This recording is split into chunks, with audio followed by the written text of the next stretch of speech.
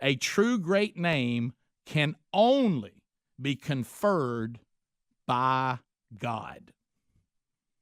And men don't believe that. You think you're going to make yourself great.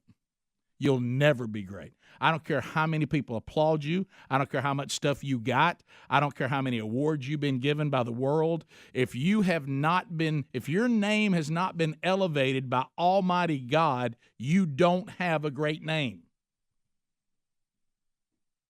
A true great name can only be conferred by God.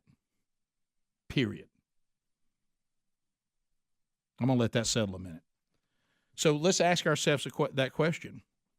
When you look at us as men of God, if we look at you as a woman of God, if you're looking in on this or listening, would you say that God is conferring your name great because of all the impact you've had for his kingdom?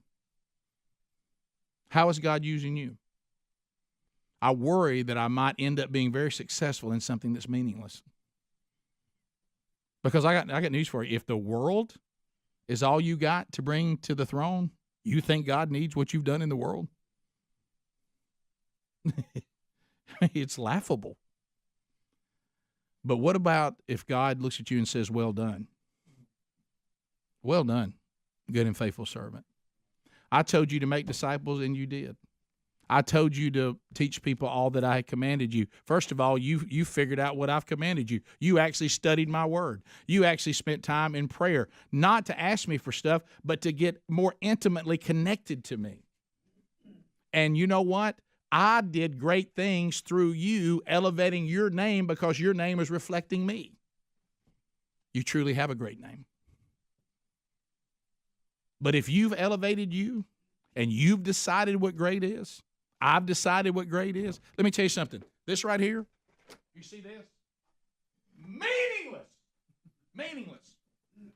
Meaningless if it hasn't pointed anybody to Jesus. Completely meaningless. And I'm pointing at the Rick and Bubba logo for those of you that are not watching. That doesn't mean anything. If that has not pointed anybody to Jesus, it will go and be vaporized when God refines this earth.